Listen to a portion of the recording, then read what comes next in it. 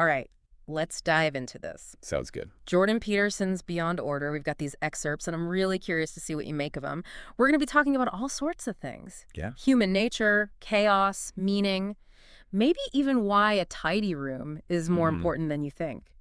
The thing that jumps out at me is just the context Yeah. Peterson was writing in when he wrote this. I mean, he was dealing with Yeah. some really tough stuff, you Yeah. know, personally and with his wife's health. That's true. It really makes you wonder, how does someone facing those kinds of challenges still find the strength to offer guidance and to write about hope and meaning? That's a great question, and I think it speaks to a core theme Okay. in Beyond Order, this idea that finding meaning in suffering is essential. He even writes, life is so difficult that losing sight of the heroic part of existence could cost us everything. So how does this idea of finding meaning in suffering connect to his ideas about order and chaos? Another great question. I think for Peterson, order represents what we know, right? Okay. The familiar, the structures that we build around ourselves. Chaos, then, is the unknown. It's the unpredictable. Yeah. Those things that disrupt our carefully constructed realities. And we all deal with that tension, right? I mean, think about it. How often are you caught between Absolutely. the comfort of routine and the excitement, or maybe the fear of the unexpected? All the time.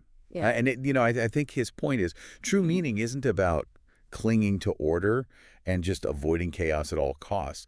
It's about learning to navigate that inevitable chaos, to grow from those encounters with the unknown. Like cultivating a beginner's mind, right? Yes. Yeah. That's such He talks about that a lot. such an important concept. It's approaching challenges with this humility, Right. this acknowledgement that we don't have all the answers. There's always more to learn. And that resonates, that beginner's mind idea. It's about approaching life with openness, curiosity, rather than getting stuck in rigid ways of thinking. And what's fascinating is he uses stories to explore all these ideas, right? Yeah. And it makes them so much more accessible and relatable. He really believes in the power of stories, doesn't he? It's like, forget dry philosophical treatises. Let's look at fairy tales and myths to understand ourselves and the world. I mean, he uses Sleeping Beauty as an example. Really? Now, you might be thinking, what can Sleeping Beauty teach me? Yeah, it seems pretty straightforward on the surface. Right, but if you look deeper, think about the evil queen transforming into a dragon. That's not just some fantastical plot device.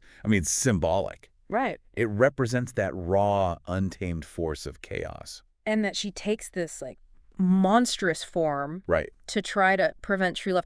I mean, it makes you think about the ways that we resist change, even when it's for the better. Yeah, and that connects to his belief in the power of beauty. Yeah. Even in the face of chaos, the dragon, the unknown, beauty can kind of rekindle that hope, inspire us to strive for something more. He sees beauty as this potent antidote to despair. Nihilism. Yeah, so we've got chaos.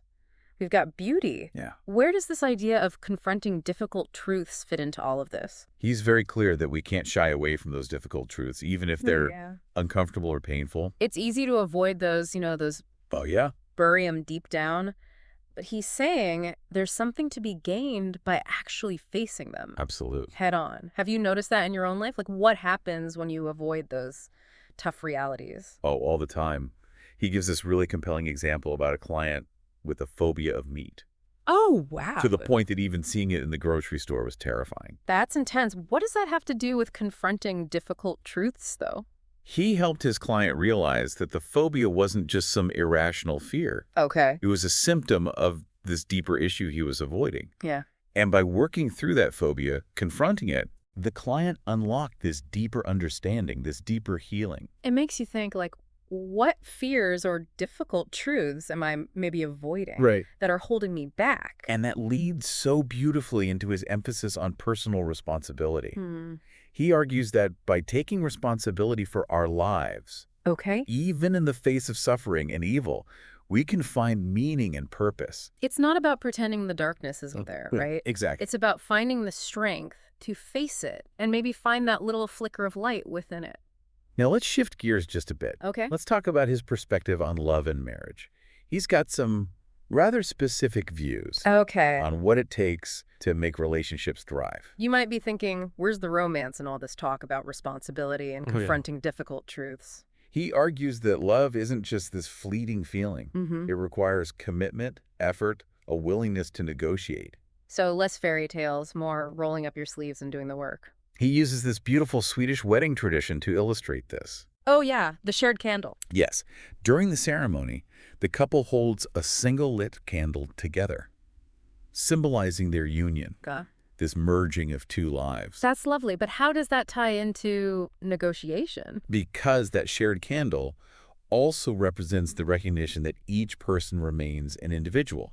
Okay. With their own needs and desires, even within that union. So it's about finding that balance between togetherness and individuality. So honest negotiation, both within ourselves and with our partners, is key to navigating the complexities of life and love. It's about finding that middle ground, that shared space where both individuals can thrive. It makes you wonder, what are some areas in my own life where I could benefit from embracing a bit more of that negotiation, that willingness to find that balance? It's something to think about. Absolutely. You know, it's fascinating how Peterson emphasizes the power of stories. Oh, yeah. In shaping our understanding of the world. He sees them as way more than just entertainment. They're fundamental to how we make sense of reality. It's like they provide us with a framework for understanding those really big concepts. Right. Good versus evil, our place in the universe, even the meaning of life. Exactly. He uses the example of Marduk, the Babylonian god, who creates order from chaos by defeating this monstrous Tiamat. And that story isn't just about ancient mythology. Right. It taps into this deep human need to find meaning in the face of chaos. And it highlights the power of language, too. Oh, absolutely. The idea that words can actually shape reality, that they have this kind of creative force. Yes. Makes you think about the responsibility we have. Oh, for sure. When we use language. Absolutely. Yeah. Peterson believes that language is central to how we create meaning and order in the world. If we use language carelessly, it can lead to confusion and chaos. Right. But if we use it thoughtfully and with intention, we can shape our reality. Wow. In really positive ways. It's like we have this incredible power at our fingertips. The power to bring things into being through our words. It's a bit daunting. Yeah, it is a little bit daunting. It is, but it's also incredibly inspiring. Okay. And it ties back to this idea of the beginner's mind. If we approach language with humility, with a willingness to learn, we can use it to create beauty and understanding rather than division and destruction.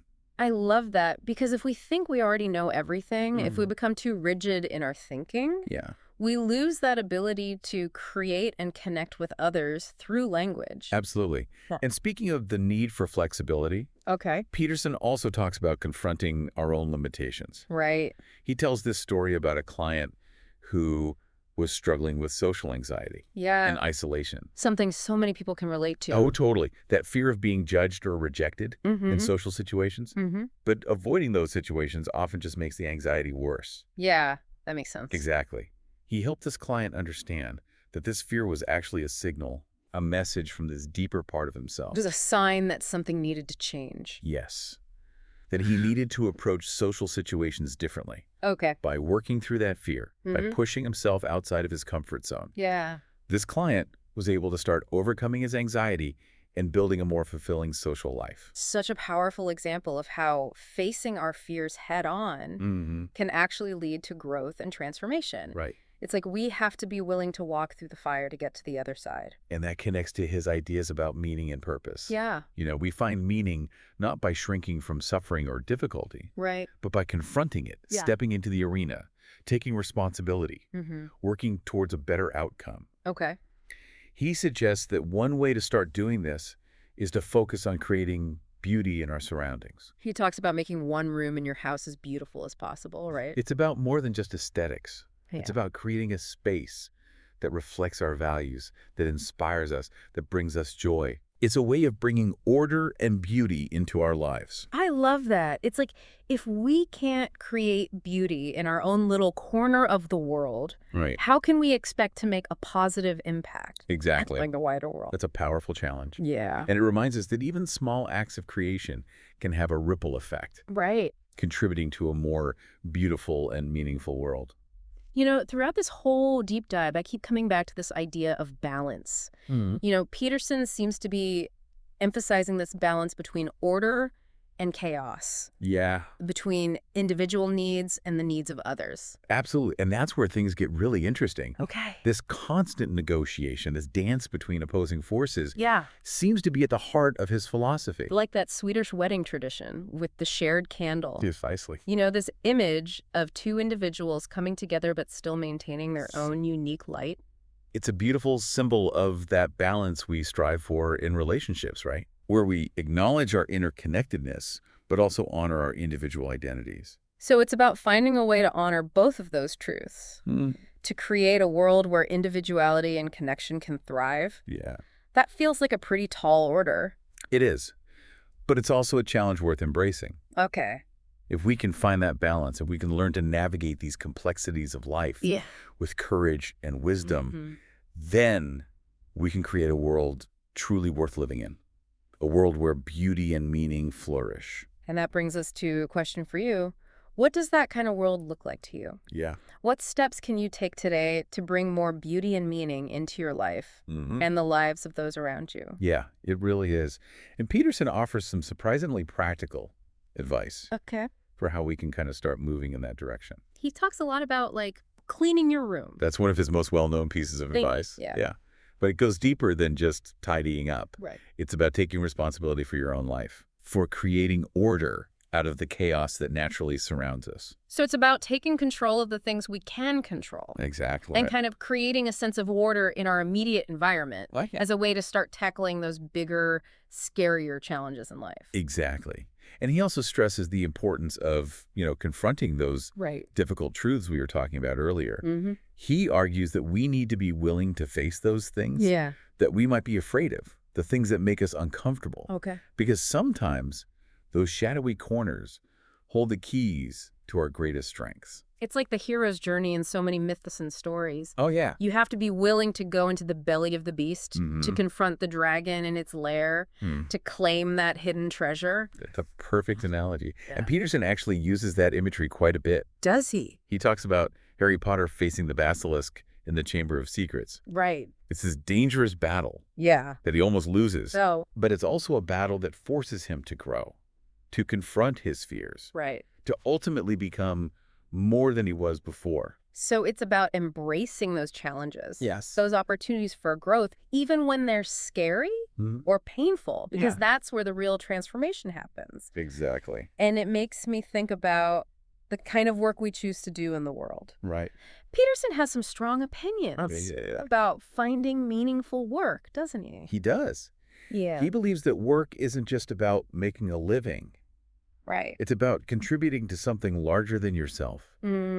It's about using your unique talents and skills to make the world a better place. I think a lot of people struggle with that. Yeah. They feel stuck in jobs that drain them, that don't feel aligned with their values or passions. Right. What kind of advice does he offer for finding that sense of meaning in your work?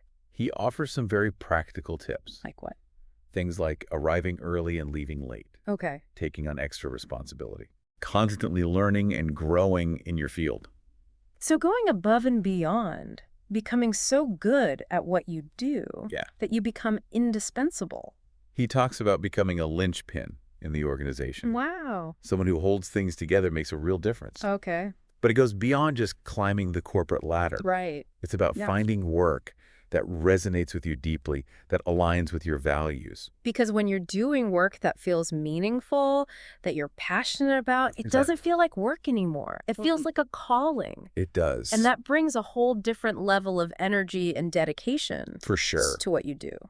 And that's where we start to see the ripple effect. Okay. When we find that kind of fulfillment in our work, it spills over into other areas of our lives. Right. It gives us the energy and inspiration to be better partners, parents, friends, community members. And speaking of relationships, Peterson doesn't shy away from the complexities. No, he doesn't. Of love and marriage, does he? He's pretty upfront about the challenges that couples face. He is. He's very realistic about the fact that relationships require work. Okay. They require this ongoing negotiation and compromise. Right. He even uses this rather stark phrase, the same small hell forever repeated.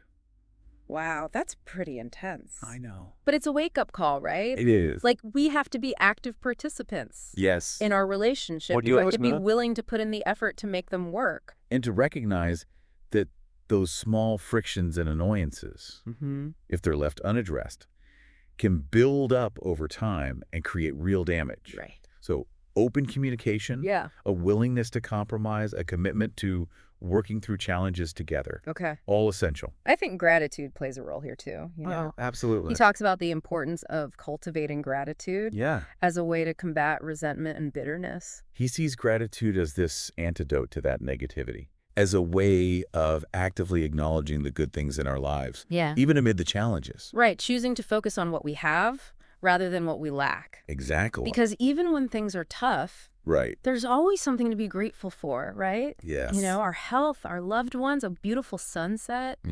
Noticing those things, even the small things, can really shift our perspective, lift our spirits. It's a practice, a conscious choice to focus on those blessings, big and small. And that kind of positive focus can have a profound impact, you know, on our relationships, our work, our overall well-being.